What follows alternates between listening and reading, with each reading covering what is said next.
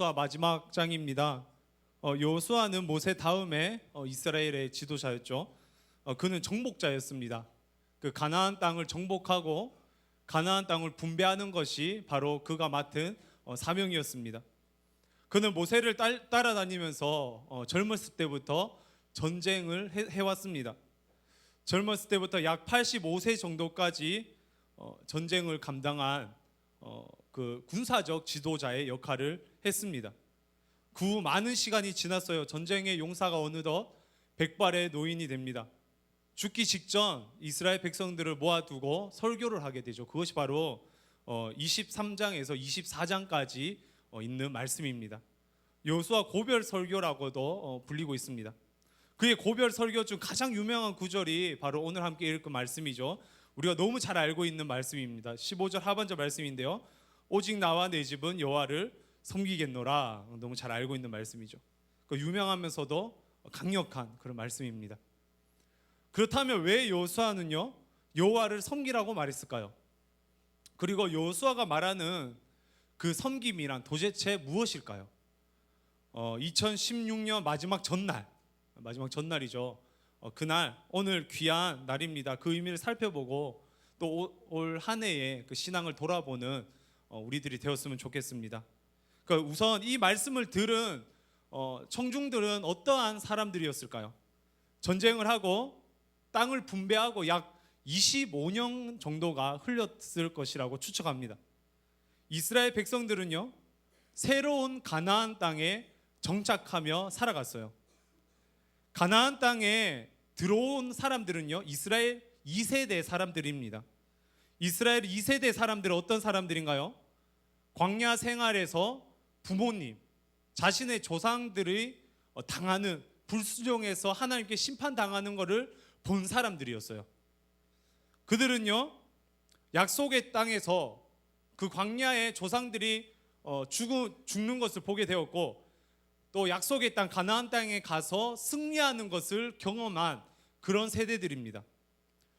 수많은 가나안 사람들이 자신 앞에 진멸당하는 것을 봤어요. 몇 바퀴 돌았더니 여리고성이 무너지고요, 불순종했더니 그 조그만 아이 성을 정복하지 못하고 그 말에 순종을 했더니 바로 정복하고 이렇게 하나님의 승리를 경험한 2세대들입니다. 만나와 메추라기도 먹어봤고 약속의 땅의 소산물도 먹어본 사람이 바로 이스라엘 2세대 사람들이에요. 물론 뼈아픈 패배도 있었습니다. 물론 불순종도 있었어요. 하지만 하나님은 그들을 그냥 두시지 않으셨어요. 이스라엘의 죄가 드러나게 하시면서 철저히 그들은 삶의 현장에서 하나님께서 어떻게 일하는가를 보았던 사람들입니다. 하나님은 그들에게 강력하게 역사하셨어요. 기적으로 역사하셨어요.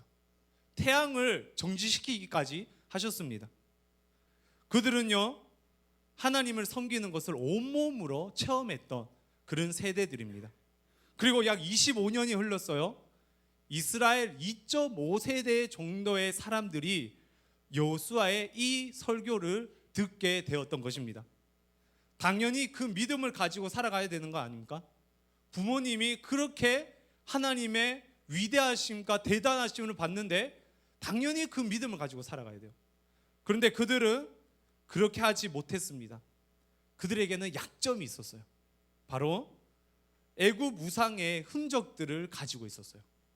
그리고 가나안 땅에 새로운 우상들을 접하기 시작했어요. 진해지기 편해지고 갈급함이 사라졌습니다. 영적인 갈급함이 사라졌어요. 25년이란 시간은요 정착하며 살기에는 전혀 문제가 없는 시간입니다. 안식년이 2번이나 지나온 그런 시간이에요. 편해지는 시간이에요. 결국 그들에게는요 신앙의 민감성이 사라지기 시작했던 것입니다. 여호수아의 설교 속에서 그들의 신앙 상태를 유추해 볼 수 있어요. 너희 조상들이 강 저쪽에서 섬기던 신들, 너희가 거주하는 땅에 있는 아모리 족속의 신들, 그들은요 우상을 접했어요. 아니 어쩌면 이미 마음을 뺏겼는지 모릅니다. 여리고성 아이성을 점령하던 하나님을 향한 섬김은 사라집니다. 그리고 이미 세상의 것에 물들어 버렸어요. 몸에는 부모님 세대가 섬겼던 하나님이 하나도 없습니다. 우상의 흔적들이 남아 있어요. 우상의 냄새들이 남아 있어요. 그것이 바로 이 말씀을 듣는 청중들이었습니다. 이런 공동체에게 여호수아는 죽기 전 오직 나와 내 집은 여호와만을 섬기겠다라고 결단하고 있는 거예요. 그렇다면 여호수아가 말하는 섬김이란 대체 무엇일까요? 오늘 읽은 본문을 통해 여호수아가 말하는 섬김에 대해서 우리는 두 가지를 함께 나누고 또 기도하고자 합니다. 첫 번째는요, 다른 것을 치워버리는 것이 하나님을 섬기는 것입니다. 14절 하반절 말씀인데요, 14절 하반절에 이렇게 나오고 있습니다. 섬기던 신들을 치워버리고 여호와만 섬기라. 하나님이 아닌 것을 치우라는 거예요. 치워버리는 것이 하나님을 섬기는 것입니다. 정리하는 것이 하나님을 섬기는 거예요. 하지만요, 하나님의 이스라엘 백성들을 치우지 못했습니다. 이스라엘 백성들에게 두 부류의 우상이 있었다고 했죠. 애굽 땅의 신, 그리고 가나안 땅의 신이었어요. 그들은 이 두 가지 신을 과감하게 치울 수가 없었습니다. 저와 여러분들에게는 우상이 없어요. 우리가 힘들다고 점을 보러 가거나 산에 가서 돌에 절을 하거나 그러진 않아요. 하지만 우리는 동일하게요, 신앙을 방해하는 것들이 우리의 삶의 현장에 있습니다. 차라리 눈에 보이면 치우겠어요. 차라리 눈에 보이는 우상이면 과감하게 치울 수 있겠어요. 하지만 눈에 보이지 않는 신앙을 방해하는 것들이 삶의 전반에 놓여 있는 것을 우리의 삶을 돌아보면 알 수 있습니다. 2016년을 시작할 때 여러분들 어떠했나요? 많은 계획이 있었을 거라고 생각합니다. 성경 몇 독을 하겠다, 기도에 얼마만큼 참석을 하겠다, 전도를 하겠다, 섬김을 하겠다, 이렇게 많은 신앙의 결단을 했을 줄 생각합니다. 참 시작은 참 많은 힘의 그 원동력이 돼요. 시작이라는 것은. 하지만 연말이 되어서 돌아보면 어떠한가요? 많은 것들이 마구마구 섞여 있어요. 왜 그런 것들을 하지 못했는지 많은 이유가 있습니다. 왜 성경을 적게 받고 왜 기도회를 참석하지 못했는지 많은 이유가 있어요. 그것들은 많은 핑계거리로 놓여져 있습니다. 어쩌면 그 핑계거리가요, 우리들에게 우상이 될 때가 있다는 것입니다. 치워버려야 해요. 정리할 수 있어야 합니다. 그것이 바로 하나님을 섬기는 방법이라는 것이에요. 신앙을 방해하는 것들을 우리는 과감하게 정리할 수 있어야 합니다. 두 가지 다 가질 수가 없다라는 말이에요. 두 마리 토끼를 잡는다고 생각을 해봅시다. 한 마리 토끼를 잡기 위해 엄청 집중을 합니다. 토끼는요, 귀가 크죠. 매우 예민하고 청각이 발달한 동물이에요. 그래서 그 토끼를 잡기 위해서는 고도의 집중력이 필요합니다. 한 마리 토끼를 잡고자 집중을 했는데 다른 토끼가 지나가요. 더 통통한 토끼가 지나간다고 가정해 봅시다. 그럼 그 토끼의 마음이 쓰입니다. 그럼 첫 번째 토끼는 도망하고 말을 거예요. 두 마리 토끼를 잡는다는 것은 어쩌면 불가능해 보입니다. 한 마리 토끼를 잡았다고 해 봅시다. 토끼를 귀를 잡잖아요. 그러면 토끼가 본능적으로 독수리가 자기를 낚아챘다고 생각을 한대요. 그래서 엄청 발버둥을 친답니다. 그러면 결국에는 잡은 토끼도 놓치고 맙니다. 꼭 등짝이랑 같이 이렇게 잡아야 된다고 해요. 네이버에서 찾아봤습니다. 근데 이렇게 두 마리 토끼를 동시에 잡는 거란 불가능해요. 두 손이 다 필요하기 때문이에요. 신앙도 마찬가지 아닌가요? 우리가 TV를 보면서 성경책을 볼 수 있나요? 절대 못 봐요. 눈은 두 개인데 하나밖에 못 봅니다. 친구들이랑 만나면서 금요기도회를 갈 수 있나요? 못 가요. 다른 토끼를 치워야 합니다. TV나 스마트폰을 과감하게 끌 수 있어야 돼요. 그것이 바로 하나님을 섬기는 방법입니다. 약속을 정리할 수 있어야 돼요. 연말에 약속을 정리해야지 금요기도회에 나올 수 있는 것입니다. 우리의 신앙을 방해하는 것들이 무엇인가요? 우리의 보이지 않는 우상이 무엇인가요? 2016년도 우리의 신앙을 방해했던 우상은 무엇인가요? 물질이 우상이 될 수가 있습니다. 스마트폰, TV처럼 눈에 보이는 것이 우상이 될 수 있습니다. 욕심, 음란, 미움, 질투 같은 내적인 요소 또한 우리의 신앙을 방해하는 것이 될 수가 있어요. 그것들이 하나님 앞에 나오는 것을 방해해요. 하나님을 섬기는 것을 방해하면요, 그것이 바로 우상이라는 거예요. 따라서 그것을 치우지 못하면 절대로 하나님을 섬길 수가 없습니다. 그것을 치워야 돼요. 그걸 가감하게 치울 수 있어야 합니다. 2016년도를 돌아봅시다. 우리를 방해했던 것이 무엇인가요? 2017년도에는 치워버릴 수 있어야 합니다. 여호수아가 말하는 성김의 두 번째 의미는요, 바로 하나님을 택하는 것입니다. 우리 15절 말씀인데요, 함께 읽어보도록 하겠습니다. 만일 여호와를 섬기는 것이 너희에게 좋지 않게 보이거든 너희 조상들이 강 저쪽에서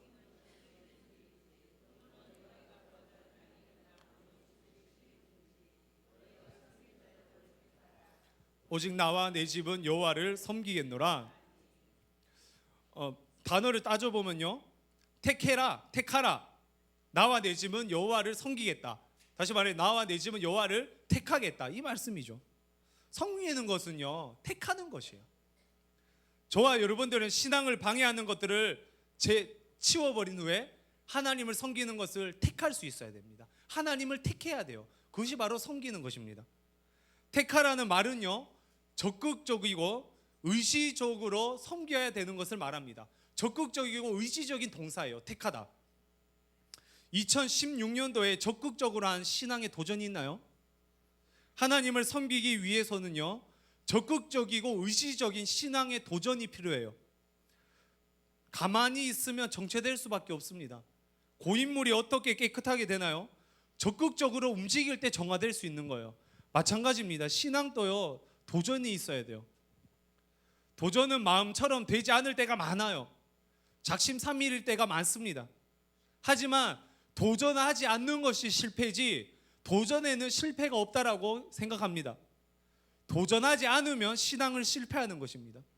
신앙의 도전은 날마다 해야 돼요. 매일 결심해야 합니다. 매주 결심해야 돼요. 매달 결심해야 돼요. 적극적이고 의지적으로 하나님을 택해야 합니다. 그것이 바로 하나님을 섬기는 것입니다. 2016년도에 개인적으로 저는 가정예배가 새로운 도전이었어요. 작년 1월 셋째 주 주일 오후 예배 때 가정예배에 대해서 세미나를 제가 또 할 수 있는 기회가 있어서 했습니다. 엄청난 부담이었어요. 지금 와서 얘기하는 건데, 처음으로 교구 사역을 했는데 엄청나게 부담 가는 자리였습니다. 두렵고 떨린 마음으로 감당하게 되었습니다. 그리고 우리 가정에도요, 예배를 도전하기 시작했습니다. 사실 가정 예배를 해야 한다고 하면서 꾸준히 한다는 것은 쉽지만은 않았습니다. 비밀 한 가지 얘기하자면요, 가정 예배지를 만드는 전데요, 가정 예배를 드리지 못할 때도 꽤 있었어요. 비밀입니다. 이것저것 할 일이 많으면 가정 예배지를 챙기지 못해서 그냥 주기도문으로 살짝 예배를 하고 주기도문 설명을 하고 끝냈던 적도 많았어요. 하지만 천천히 꾸준히 하려고 노력하기 시작했습니다. 그랬더니요, 변화가 생겼어요. 우리 가정에 변화가 생겼어요. 어떤 변화일까요? 가정이 화목해졌을까요? 싸움이 없어졌을까요? 신우와 강우가 말도 못하는데 방언으로 막 기도를 하기 시작했을까요? 아니에요. 그런 역사가 아니었습니다. 가정 예배를 택하다 보니 가정 예배를 계속하게 됐어요. 그것이 변화였어요. 가정 예배를 계속하니까 가정 예배가 지속되기 시작했습니다. 그것이 저에게 변화였어요. 우리 가정의 변화였어요. 하나님을 택하면요, 지속적으로 하나님을 택하는 복이 찾아와요. 말장난 같죠, 그죠? 하나님을 택하면 하나님을 택하는 복이 찾아온다. 다시 말해서요, 몸에 배긴다라는 거예요. 하나님을 택하는 것이 몸에 배깁니다. 가정 예배를 드리는 것이 몸에 배기더라고요. 하나님을 택하는 것이 몸에 배겨요. 어려운 일이 있을 때도 하나님을 택하는 것이 몸에 배깁니다. 그것이 바로 섬김이라는 거예요. 하나님을 택하는 것이야말로 하나님을 섬기는 것입니다. 2세대 이스라엘 백성들이 경험한 하나님을 2.5세대 이스라엘 백성들을 왜 경험하지 못했을까요? 그들은요, 하나님을 택하지 않았어요. 하나님을 택하지 않고 자신을 택했습니다. 자신의 미래에 급한 일을 택했어요. 가정에 급한 일을 택했지 하나님을 택하지 않았어요. 세상을 택하고 맙니다. 유혹과 명예를 택합니다. 물질을 택해요. 욕망을 택합니다. 곡식이 번창하는 걸 택한 거예요. 단순하게 순종하며 돌아라 했을 때 돌던 그런 이스라엘 백성이 아니었어요. 2.5세대들에게는요, 하나님을 섬기는 것이 몸에 배겨 있지 않았어요. 그러면요, 하나님을 택하지 못합니다. 이것이 어쩌면 한국 교회의 현 주소 아닌가요? 초대 한국 교회, 다시 말해서 1세대 한국 교회에는요, 엄청난 헌신과 섬김이 있었습니다. 우리가 너무 잘 알고 있어요. 목숨을 다 바쳐 하나님을 섬겼습니다. 그리고 2세대 사람들은요, 그 은혜로 부흥을 경험합니다. 하나님을 섬기는 것이 몸에 배겨 있었어요. 성도님을 만나다 보면 신앙 훈련을 받았던 옛 이야기를 많이 듣고 납니다. 하나님을 섬기는 것이 몸에 배겨 있는 부모님이었습니다. 그래서 억지로 끌려가면서 교회에 참석했습니다. 그런 부모님에게 때때로 강하고 거칠게 훈련받았어요. 하지만 그런 섬김이 사라졌어요. 부모님과는 반대로 그런 섬김이 숨어져 버렸습니다. 세상과 타협하기 일쑤입니다. 신앙의 순수함이 사라졌어요. 마구마구 뒤섞여 있습니다. 버리지 못해요. 하나님을 택하지 않습니다. 성도 한 사람 한 사람이 아니라 저의 얘기가 아니라 우리 한국교회의 이야기예요. 이런 이야기를 들을 때마다, 그리고 이런 이야기를 생각할 때마다 한 작은 목회자로서 너무 두렵고 떨림이 있습니다. 마치 하나님의 은혜가요, 한국교회를 떠난 것 같아요.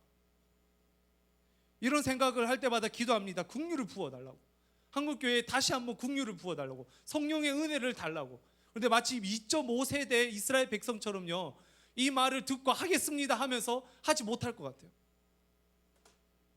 하나님께서는 이미 이 땅에 그런 강력한 역사를, 초대교회의 그 역사를 안 하실 것만 같은 두렵고 떨림이 있습니다.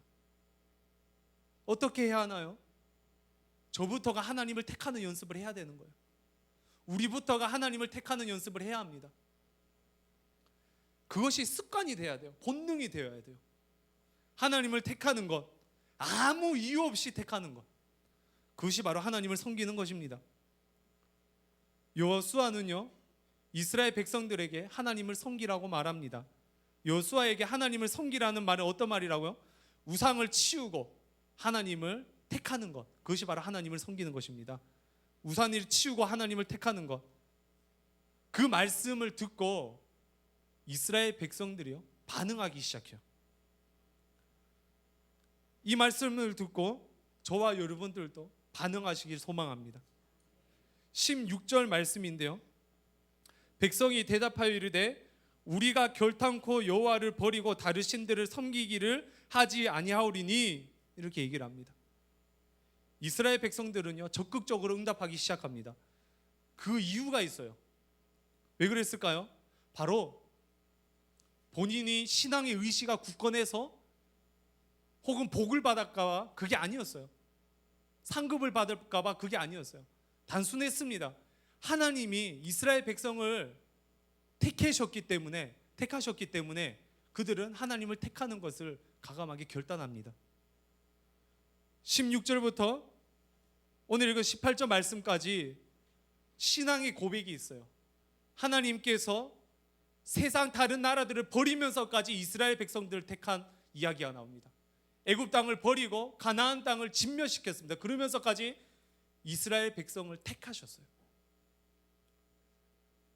하나님께서 다른 것들을 치우고 이스라엘 택함을 보여주셨기 때문에 이스라엘 백성들도 이런 결단을 할 수 있었던 것입니다.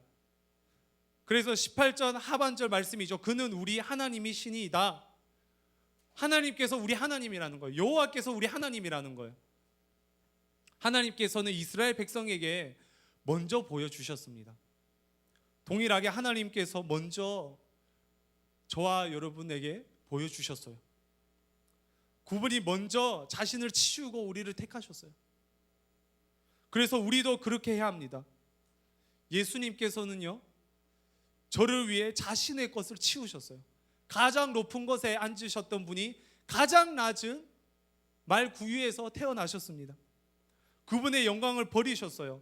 예수님은 지존하신 분이셨어요. 가장 높으신 분이셨어요. 그런데 가장 낮은 곳에 오셨습니다. 자신을 버리셨어요. 예수님께서는 저를 위해, 여러분을 위해 골고다 그 언덕길을 올라가셨어요. 어떤 길이었나요? 가시면류관의 길이었습니다. 고난과 고통과 조롱과 핍박의 길이었어요. 그곳에서 십자가에 달리셨어요. 그분의 세상의 것을 가지고 통치하는 분이셨어요.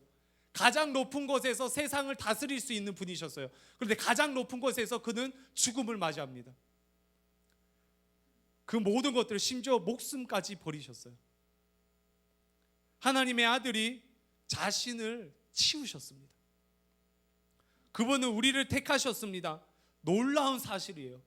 우리는 날마다 하나님을 택하지 않고 세상의 것을 택하는데, 하나님은 날마다 우리를 택해서 오늘도 이 자리에 불러주셨어요. 이게 얼마나 크고 놀라운 사실입니까? 이게 얼마나 크고 놀라운 사실인지. 제가 만나는 사람들은 대부분 교회 성도들입니다. 하지만 주위를 조금만 둘러봐도요, 교회 안 다니는 사람들이 엄청 많아요. 우리가 택함 받았어요. 예수님께서는 먼저 저를 위해 자신을 버리고 저를 택하셨어요. 제가 먼저 버리고 제가 신앙을 몸에 배기기 위해서 애쓰고 노력했던 것이 아니라 하나님께서 먼저 그렇게 해주셨어요. 예수님께서는 이미 버리셨고, 예수님께서는 이미 자신의 몸에 사랑의 흔적을 새겨주셨어요. 제가 예수님에게 받았기 때문에 제가 그렇게 할 수 있는 거예요. 우리가 예수님에게 받았기 때문에 우리도 기꺼이 그렇게 해야 되는 것입니다. 23절 말씀인데요, 우리 함께 읽어보도록 하겠습니다. 여호수아가 이르되 그러면 이제 너희 중에 있는 이방신들을 치워버리고 너희의 마음을 이스라엘의 하나님 여호와께로 향하라 하니. 아멘. 치워버리고 하나님께로 향하라.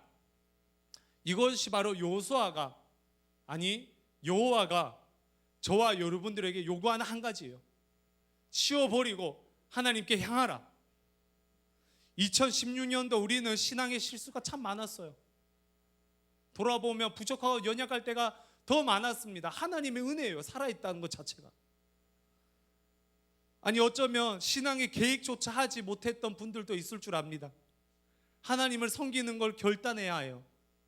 치우고 하나님을 향해야 합니다. 그것이 바로 하나님께서 우리에게 요구한 한 가지예요. 하나님을 섬기기 위해 무엇을 버려야 하나요? 우리가 더 잘 알고 있어요. 자신이 더 잘 압니다. 하나님을 위해 무엇을 택해야 하나요? 저와 여러분이 더 잘 알고 있어요. 신앙을 택합시다.